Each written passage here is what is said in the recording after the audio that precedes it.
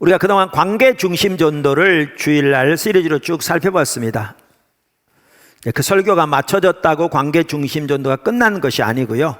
이미 많은 분들이 그 삶을 살고 있고요. 남은 분들도 지금부터 오히려 더욱더 그 전체를 배우고 이제 성령의 인도를 따라 삶에서 실천하면서 관계 중심 전도가 평생에 걸치는 삶의 양식이 되기를 예수님 축복하고 반드시 우리가 그렇게 살아야 될 줄로 믿습니다. 이제 하나님께서 우리를 집중적으로 인도하고 계신 분야 중에 하나가 일터 사역입니다. 비즈니스 미션 등 이것을 포도나무 교회는 전교인 선교사화의 캐치프레이즈 아래 다룰 것입니다. 왜냐하면 우리 모두가 하나님의 소명을 따라 선교사적인 삶을 살아야 되거든요. 이것 또한 우리 신앙의 핵심적인 요소이고요. 하나님이 우리를 강력하게 인도하고 계시는 매우 중요한 부분입니다. 그런데 이 전교인 선교사화 일터 사역을 살펴보기에 앞서서 결혼에 대해서 좀 살펴보면 좋겠다라고 요청이 있었습니다. 저도 얼마 전부터 이 부분에 대한 또 이렇게 말씀을 전하는 것이 중요하겠다고 이렇게 보여졌었습니다. 오늘은 첫 번째 시간으로 결혼 하나님이 세우신 제도 이 부분을 살펴보려고 하는데요. 제가 이번 그 결혼을 시리즈로 살펴보면서 여러 책들을 당연히 참조할 것이지만 제가 특별히 4책을 많이 참조할 겁니다. 그 4책들은 제가 이미 연합 리더 밴드나 과거에 이렇게 소개했던 책들입니다.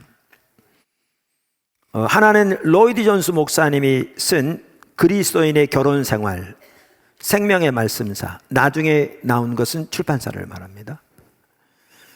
그 다음에 니키 건불 목사님 부부의 결혼, 서로 사랑, 팀 켈러 목사님의 결혼을 말하다, 두란노, 역시 팀 켈러 목사님 부부의 소책자, 결혼에 관하여, 역시 두란노. 이 4책을 많이 이렇게 참조할 겁니다. 그러면서 우리 서로 같이 배워가려고 합니다. 하나님의 말씀은 항상 진리입니다. 그리고 하나님은 항상 우리에게 복과 생명을 주시기를 기뻐하십니다. 그래서 특히 우리 믿는 성도들은 결혼에 있어서도 하나님의 말씀의 토대에서 그 길을 따라 살아야 합니다. 아멘. 자, 말씀드린 대로 그 중에서 오늘은 결혼은 하나님께서 제정하신 제도라는 부분을 가지고 살펴보겠습니다. 첫째, 결혼은 하나님께서 제정하신 첫 번째 제도입니다. 결혼은 하나님께서 제정하신 첫 번째 제도입니다. 성경에는 하나님께서 세우신 제도가 3가지 나옵니다. 가족, 교회, 국가. 물론 다른 중요한 좋은 제도들도 궁극적으로 하나님이 세우신 것일 것입니다. 예를 들면 학교. 사회가 번영하는 데 필수적인 제도죠. 그런데 성경에는 학교가 나오지 않습니다.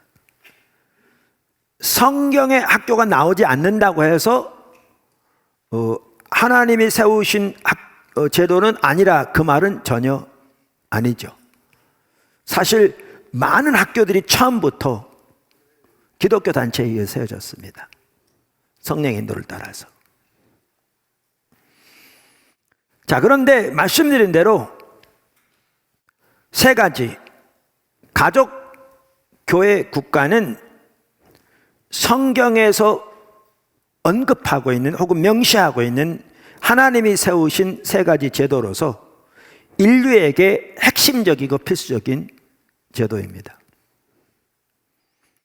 그 중에 결혼은 그 3가지 중에서도 가장 중요하고 다른 것의 기초가 되는 제도입니다. 세 가지 제도 중에 하나님이 가장 먼저 세우신 제도도 결혼입니다. 창세기 1장과 2장에 보면 하나님이 천지를 창조하시고 곧바로 결혼을 세우셨습니다. 가정을 세우셨습니다. 뿐만 아니라 예수님께서 첫 번째 이적을 표적을 행하신 것도 혼인잔치에서였습니다. 성경은 창세기 1장과 2장에 나오는 결혼으로부터 시작해서 요한계시록 21장에 나오는 결혼으로 끝납니다. 어떤 분이 말하는 대로 우리는 결혼하도록 창조되었다, 이렇게 표현할 만큼 성경은 그렇게 말하고 있습니다. 사회와 성경에서 가장 중요한 제도는 말씀드린 대로 그래서 가정입니다. 그것은 사회의 축소판이기도 하고 개인의 모체이기도 합니다. 그것은 인간의 출생이질 뿐 아니라 인간 성장의 장소이기도 합니다. 사람이 어떤 사람이 되는가는 그 사람의 가정생활 분위기에 의해 크게 좌우됩니다. 결혼은 하나님에 의해 제정된 거룩한 연합, 유니온이고 그것에 의해 가정이 탄생하고 유지됩니다. 어떤 가정도 부모가 가지고 있는 결혼의 질보다 더 튼튼하지 않습니다. 그만큼 부부 사이가 중요합니다. 아이들은 부모의 본을 보고 자라납니다. 이와 같이 결혼은 무엇보다 하나님이 제정하신 제도입니다. 그래서 다음을 살펴보기 앞서 간단히 언급하고 넘어가는 것은 하나님이 세우신 제도이기 때문에 결혼은 성경이 말하는 의미와 하나님의 의도를 깨닫고 그것에 맞추어 우리가 결혼 생활을 해야 합니다. 그래야 가장 온전한 결혼이 될 것이고 하나님의 뜻이 이루어지는 결혼이 될 것입니다. 자, 두 번째, 결혼에 대한 타락한 이해. 우리가 좀 살펴보려고 하는 게 지금 이 시대적인 관점에서 결혼을 보자, 그 얘기입니다. 이 시대 사람들이 이해하는 결혼을 보자. 뭐냐 하면 우리도 모르는 사이에 거기에 젖어 삽니다. 아예 그 속에 잠겨 삽니다. 그러니까 우리는 그것이 어디에서 나와 있는지도 정확하게 모른 채 그것이 마치 진리인 것처럼 받아들이거나 영향을 받고 살아가기 쉽고요. 특별히 다음 세대는 더 그럴 수 있습니다. 그래서 이번 시리즈를 살펴보면 있어서 결혼한 어른들에게만 이게 해당하는 게 아니고요. 사실 모두에게 해당하는 말씀이기도 합니다. 왜냐하면 우리 젊은이들 결혼해야 할 것이고 또 결혼에 대한 올바른 이해를 가져야 할 것이기 때문에 그렇습니다. 인류가 타락하면서 모든 면에서 하나님의 의도와 뜻이 심하게 망가졌습니다. 결혼에 있어서도 마찬가지입니다. 오늘날은 더욱더 그렇습니다. 반면에 하나님께서 예수님을 통해 인류를 구속하셨습니다. 그리고 우리를, 예수님을 믿는 우리를 이 타락한 세상에서 건져내셔서 하나님 나라 백성으로 삼으셨습니다. 여전히 하나님의 말씀은 진리입니다. 그 진리를 따라 사는 것이 최선이고 우리에게 복과 생명을 가져다 줍니다. 그러므로 우리는 결혼에 있어서도 이 세대를 본받지 말고 하나님의 뜻을 따라 살아야 합니다. 자, 이러한 세상 속에 살다 보니까 아까도 말씀드린 대로 결혼에 대한 이해도 근본적으로 바뀌었습니다. 결혼에 대한 이해도. 오늘 제가 나눌 내용들은요, 이 팀 켈러 목사님의 결혼을 말하다, 이 책에 주로 많이 나와 있는 내용들입니다. 제가 이번 시리즈 살펴볼 때는 다양한 책들을 살펴보고 또 제가 신학대학원에 다니면서 공부했던 기독교 윤리 과목에서 배웠던 내용들 등등을 다양하게 이렇게 살펴볼 텐데, 이제 오늘 이 부분은 이 책에 많이 나와 있습니다. 왜냐하면 이 부분을 아주 잘 다루고 있는 분 중에 한 분이 이 팀 켈러 목사님입니다. 나와 있는 내용들은 많은 경우에 미국의 예들입니다. 근데 여러분 이걸 기억하셔야 합니다. 우리나라가 이렇게 경제적으로 선진국이 돼가면서 급속도로 서구화되고 있습니다. 특별히 젊은이들 사이에서 이 부분은 정말 놀라웠게 확산되고 있는 그러한 사도들입니다. 가치관들입니다. 그래서 이 부분을 좀 살펴보려고 합니다. 그 팀 켈러 목사님은 법학자 존 위트 주니어 박사의 말을 인용합니다. 그분이 잘 말하고 있습니다. 제가 읽어보겠습니다.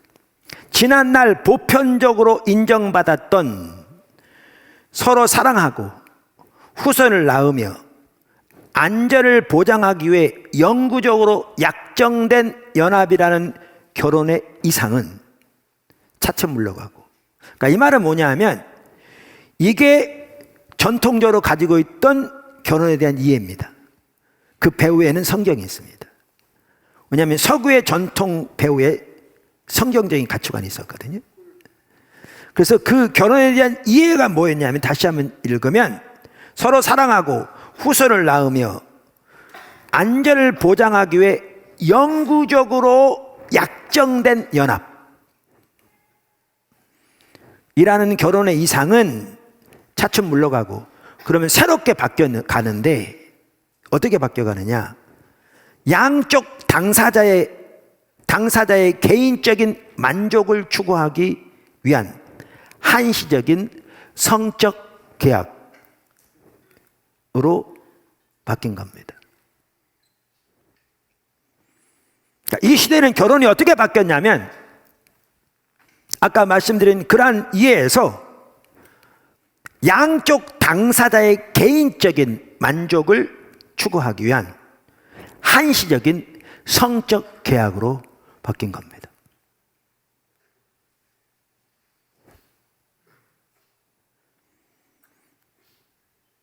그러면서 위트 박사는 서구 문명에서 결혼의 형태와 기능에 대해 몇 가지 관점들이 있는데 그 중에 두 가지를 특별히 여기 정리하고 있습니다. 하나는 캐톨릭과 프로테스탄트의 시각입니다. 이게 서구 사회에서는 전통적인 결혼관이라고 할 수 있습니다. 그 배후에 성경이 있는. 그러니까 가톨릭과 프로테스탄트의 시각입니다.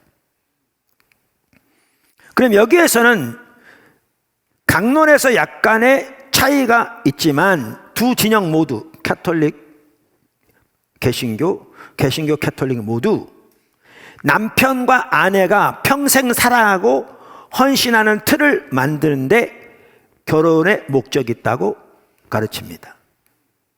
두 남녀가 사사로운 충동과 관심을 억누르고 좋은 관계를 통해 하나님이 베푸시는 사랑을 드러내는 상징이 되고, 이 부분은 가톨릭에 특별히 더 강조하고, 공공의 유익을 도모하도록, 이 부분은 프로테스탄트에서 좀 더 강조하는 하도록 단단히 결합되어 있다는 것입니다. 개신교에서는 결혼을 그리스도인뿐만 아니라 온 인류를 이롭게 하기 위해 하나님이 주신 선물로 봅니다. 그렇습니다. 성경이 그걸 명확하게 말하고 있다고 우린 분명히 믿습니다. 좀 더 구체적으로 설명하자면 평생 지속되는 결혼 관계가 자녀들이 잘 성장하고 성숙할 수 있는 유일무이한 사회적 안정을 제공하는 제도라는 것입니다. 여러분, 그래서 유엔에도 헌장에 아이들은 가정에서 길러져야 한다고 들어가 있습니다. 사회가 결혼이라는 틀에 지대한 관심을 쏟았던 이유는 가정만큼 아이들을 잘 양육할 만한 환경이 그 어디에도 없기 때문입니다. 이게 가톨릭 프로테스탄트의 시각입니다. 이 부분은 여러분 익숙한 이해입니다. 다 그래야 된다. 뭐 구체의 내용은 다 모를지 몰라도 다 그것이 결혼이다 이렇게 생각하고 있을 겁니다. 그런데 세계는 바뀌었습니다. 그리고 우리나라 말들은 급속도로 바뀌어가고 있습니다. 결혼에 있어서도 그렇습니다. 두 번째, 계몽주의적 관점의 결혼관입니다. 계몽주의적 관점의 결혼관. 위트는 계몽주의가 지배했던 18세기, 19세기부터 전혀 다른 결혼관이 등장했다고 주장합니다. 이전의 문화는 구성원들에게 의무에서 의미를 찾으라고 가르쳤습니다.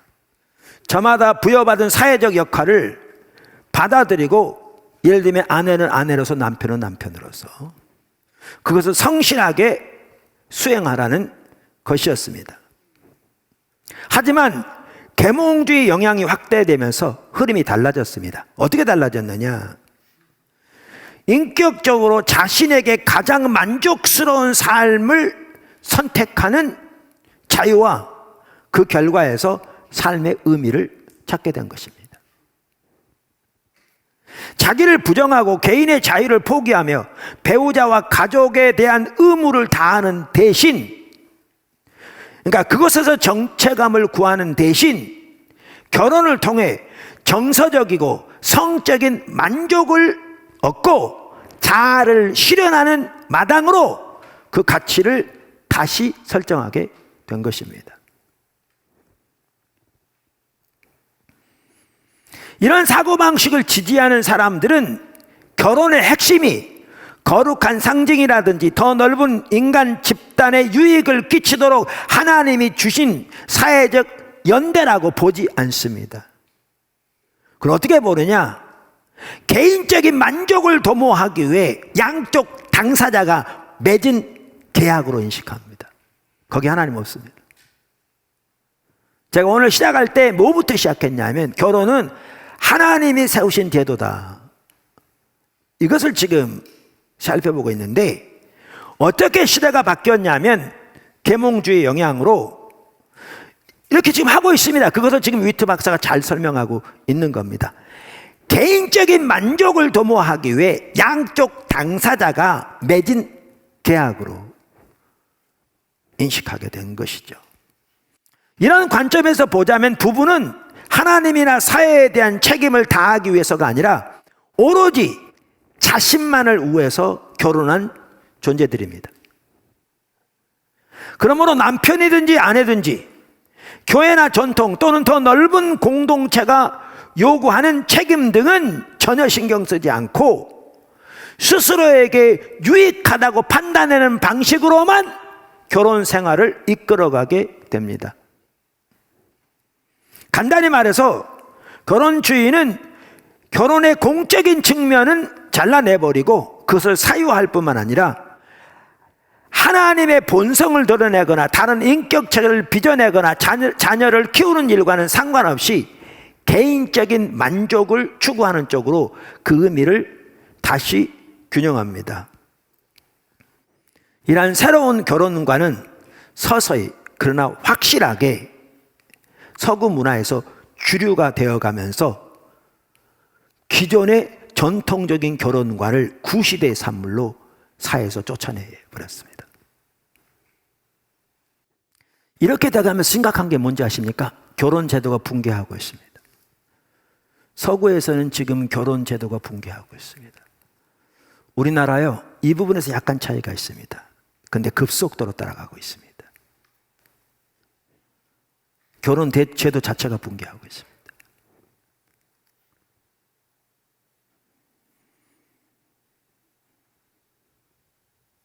아까도 말씀드린 그러한 왜곡된 이 시대의 팽배한 결혼에 대한 이해는 하나님이 의도하신 결혼이 전혀 아닐 뿐만 아니라 하나님 말씀에 보면 문제는 어느 인간도 그 자리에 하나님의 역할을 해낼 수 없습니다.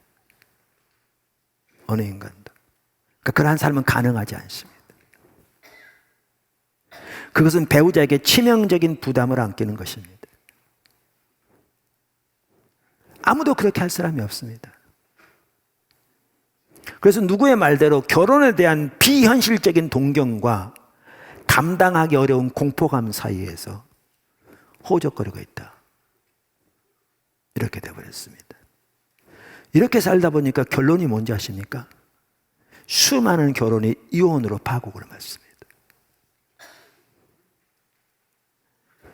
좋았던 장점들도 살다 보면 전혀 다른 각도에서 보이기 시작하고, 어느 인간도 하나님처럼 해줄 수 없거든요.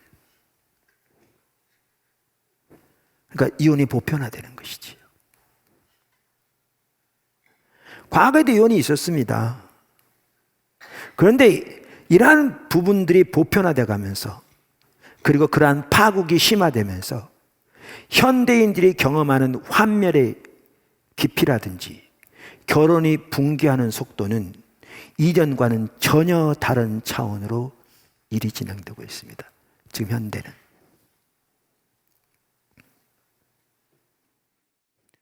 그래서 우리 시대는, 잘 들어보십시오.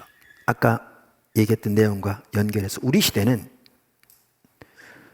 이러한 자신들의 결혼 생활의 통상적인 경험을 심화시켜서, 잘 들으십시오, 결혼이 마치 독소인 양 생각하도록 만들어 버린 상황입니다. 이게 현대입니다.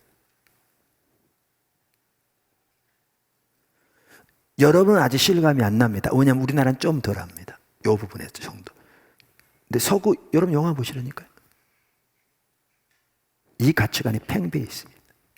근데 우리나라도 급속도로 그렇게 돼가고 있습니다. 특별히 젊은이들 사이에 급속도로 이러한 일이 확산되고 있습니다. 세 번째, 완벽한 소울메이트란 말은 애인이란 말이라고 할까요? 우리나라로 하면 소울메이트를 구하는 시대. 그러니까 결혼에 대한 이해가 달라졌습니다. 기존적인 전통적인 이해, 그 배우의 성경적인 가치관인데 그걸 구시대의 산물처럼 취입해버리고 일반 사회에서 몰아내버렸습니다.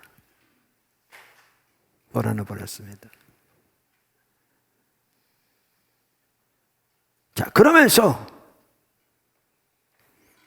나타나는 현상들이 몇 가지가 있는데 그 현상들을 몇 가지 살펴보려고 합니다. 남은 시간에. 그 중에 뭐냐면 완벽한 소울메이트를 구하는 것입니다. 완벽한 애인을 구하는 거죠. 아까도 말씀드린 제가 이런 부분을 살펴본 것은 젊은이들도 이런 설교를 들어야 되고요. 결혼에 대한 올바른 이해를 가져야 되고요. 어른들도 당연히 그렇고요. 그 다음에 이 시대의 팽배한 가치관이 얼마나 반기독교적이며 그것이 얼마나 타락한 것이며 그것이 결코 하나님이 예비하신 생명의 길이 아닌 것을 보고 우리는 철저하게 성경 말씀대로 시대를 본받지 말고 하나님의 길을 따라 살기를 어려서부터 선택해야 되기에 이런 부분들을 나누고 있는 겁니다.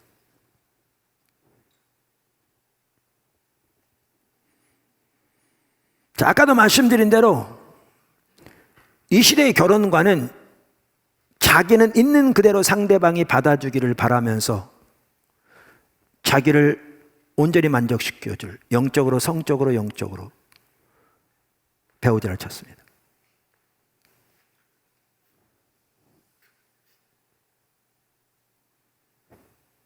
그래서 오늘날 젊은이들이 찾는 그 소울메이트의 두 가지 요소를 어떤 사람이 이렇게 표현합니다. 남성의 경우에는 신체적인 매력과 성적인 끌림. 그러니까 남성들, 여성들을 볼 때. 여성들의 경우에는 성적인 매력과 끌리는 감정. 두 군데 다 성적인 매력은 같이 들어갑니다. 여러분 이런 얘기 아시죠? 제가 60대 중반인데 지금부터 20년 남짓 전만 하더라도 우리나라에서 섹시라는 말은 별로 없었어요.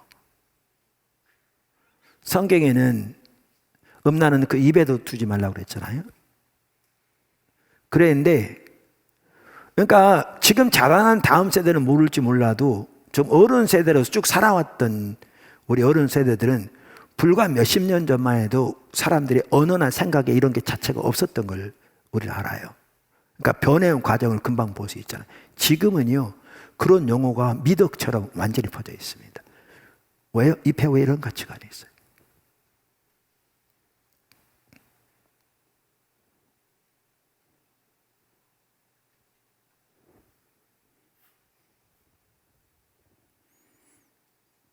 그래서 완벽한 소울메이트를 찾는 거죠.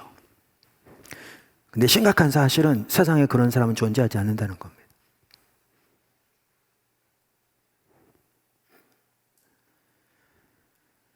말씀드린 대로 오늘날 너나 없이 자신은 있는 그대로 받아주면서 자신의 갈망을 성취시켜줄 완벽한 소울메이트를 찾고 있는데, 그런 사람은 세상 어디도 존재하지 않는 거죠.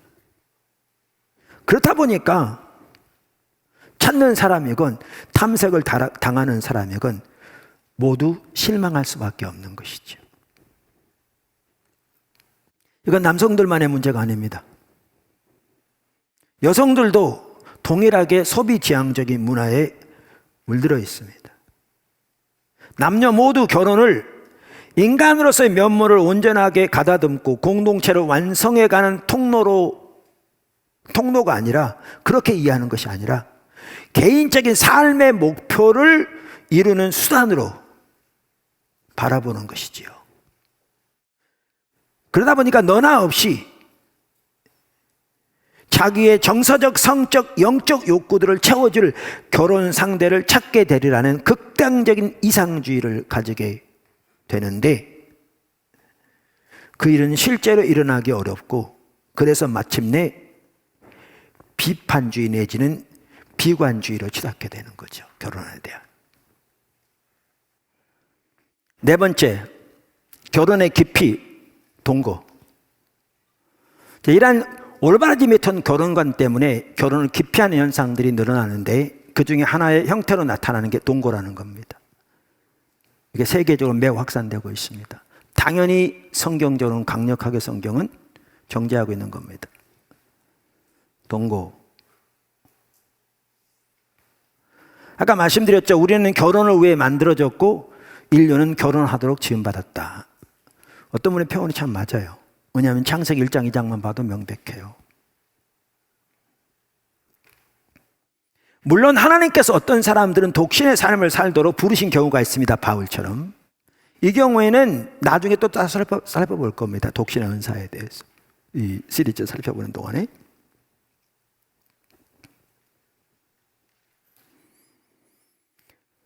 그런데 말씀드린 대로 결혼에 대한 이러한 왜곡된 가치관으로 인해서 나타나는 현상 중에 하나가 뭐냐면 동거입니다.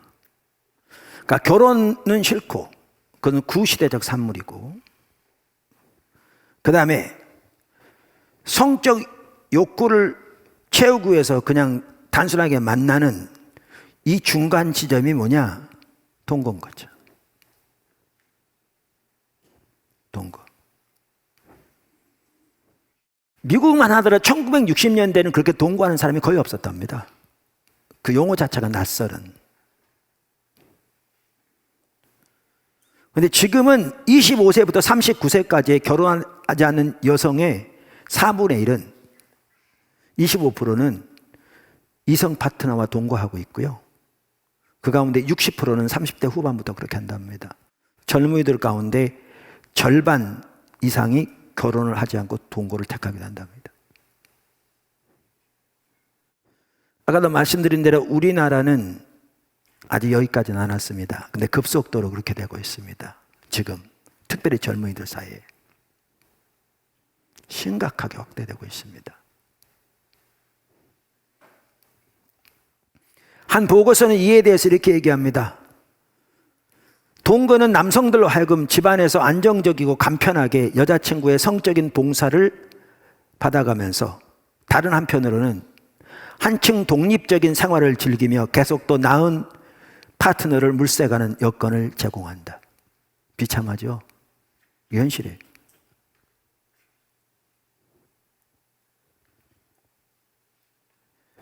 그리고 동거를 하는 주된 이유가 뭐냐? 결혼 생활이 불행하다는 겁니다. 불행으로 끝난다는 겁니다. 너무나 많이. 그래서 결혼 생활의 50%가 이혼으로 끝나고 사는 사람들도 너무나 비참하니 결혼하기 전에 같이 살아보는 것이 더 나은 배우자를 선택하는 데 도움이 된다는 겁니다. 우리나라도 이런 말을 내세우면서 그렇게 하는 젊은이들이 절대 적지 않습니다. 근데 그 말은 틀린 말입니다. 항상 하나님의 말씀이 진리라고 그랬잖아요. 갤럽 조사에 의하면요. 갤럽 조사에 의하면 실제로는 혼전 동거 커플들이 결혼한 뒤에 결별할 확률이 그렇지 않은 커플보다 더 높답니다. 통계적으로.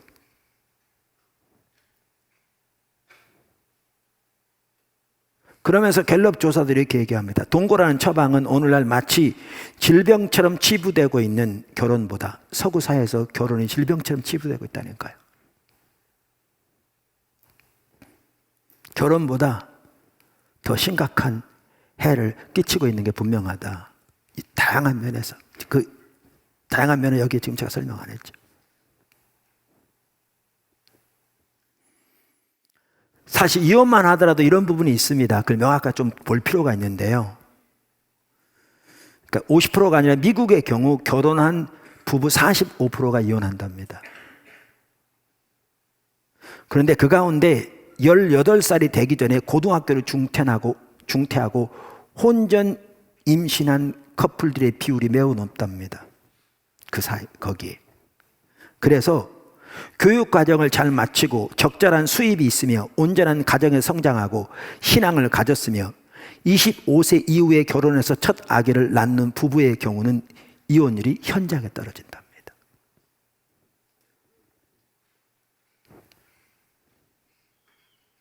하나님의 말씀이 최선이에요. 다섯 번째, 결혼의 깊이. 아까 네 번째는 결혼의 깊이에서 동거를 살펴봤고요. 다섯 번째는 결혼 안 하기를 선택하는 겁니다.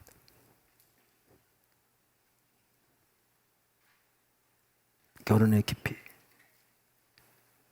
그러니까 결혼에 대한 이런 왜곡된 이해와 편견 때문에 적지 않은 젊은이들이 결혼을 포기하고 있습니다. 우리나라도 이제 엄청 많이 늘고 있습니다, 지금. 근데 서구는 훨씬 많습니다. 제가 급속도로 서구화 된다는 게 다양한 면을 얻습니다. 지금 이 부분은 한국에서도 매우 빨리 확산되고 있습니다, 여러분. 그 미국의 전체 밀레니얼 세대라고 그러나요? 우리나라 MZ 세대라고 그러던가. 그게 1980년 초반부터 2000년 초반까지 태어난 세대를 말합니다. 우리의 세 아들들이 정확하게 이 세대에 해당하죠. 그러니까 그러니까 미국의 전체 밀레니얼 세대 가운데 3분의 1은 40세까지 결혼하지 않은 상태일 수 있으며 아예 결혼하지 않을지도 모르는 사람이 25%랍니다. 말씀드린 대로 우리나라도 급속도로 그렇게 되어가고 있습니다. 그 외에 여러 가지 결혼에 대한 편견 때문에 결혼을 포기하는 경우도 많지만 결혼이 두려워서 하지 않는 경우도 많습니다.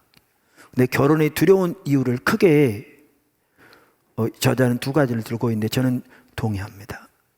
우리나라가 정확하게 지금 그렇게 돼가고 있거든요. 하나는 뭐냐면 경제적 스트레스입니다. 이게 지금 사회에서도 많이 얘기되고 있는 바잖아요. 재정적인 이유 때문에, 부담 때문에, 경제적 스트레스.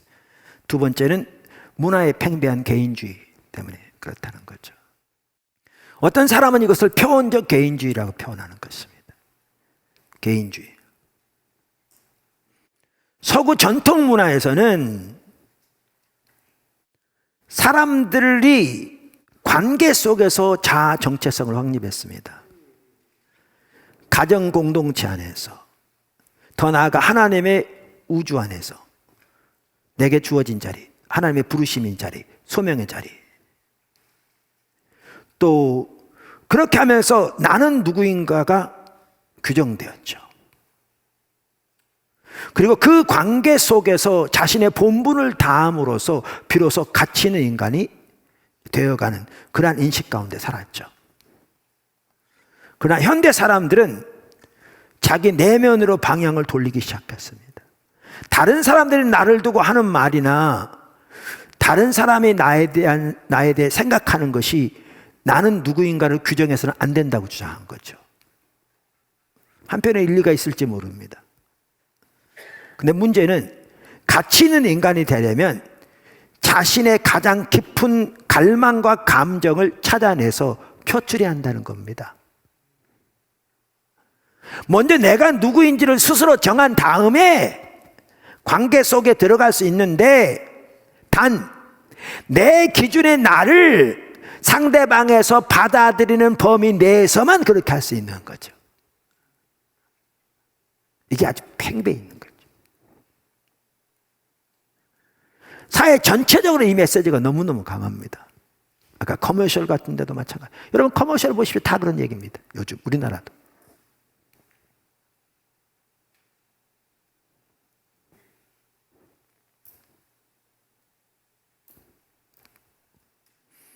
이렇게 이해가 이제 결혼에 영향을 미치는 거죠. 그래서 많은 사람들이 고유의 자아 정체성을 스스로 정립하기 전에는 결혼할 생각을 갖지 않는 거죠. 뿐만 아니라 모든 관계를 아까도 말씀드린 대로 자신에게 유익한 선에서 한시적으로만 관계를 맺으려 할 뿐, 영속적인 구속이 있을 때는 그 관계를 원치 않은 거죠. 그러니까 전통적인 결혼을 그렇게 무시하고 벌어버리는 거죠. 그게 자유인 것처럼. 이렇게 영속성 탈피의 기준을 두게 되면 결혼은, 특별히 자녀 양육은 애물단지로 변합니다. 이게 제가 말씀드리지만 자꾸 말해 죄송한데 이게 정확하게 할리우드 영화들이 표출하는 결혼관입니다. 표방하는 결혼관입니다. 이것이 현대사입니다. 서구는 더 그렇고 우리나라도 급속도로 그렇게 따라가고 있습니다. 많은 현대인들이 자신은 달라질 생각을 전혀 하지 않으면서 자신의 목표를 이룰 수 있게 배우자가 물심양면으로 도와주기를 바라고, 그런 배우자를 만났다는 결단이 설 때에만 결혼을 결심합니다.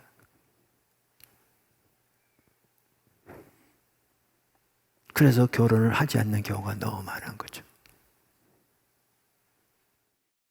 그러나 타인과의 관계 대신, 그리고 하나님과의 관계 대신 특별히 자신의 내면을 바라봄으로 자아를 발견한다는 생각은 착각입니다. 우리의 정체성은 우리의 내면을 바라보아서 성립되는 게 아니고 여러 중요한 관계와, 특별히 내러티브, 이거는 이제 앞으로 1태에서 살펴볼 텐데요, 하나님의 관점에서 거대한 이야기를 말합니다. 여기 소명도 포함되고, 이 내러티브를 통해서 우리의 정체성이 확립됩니다.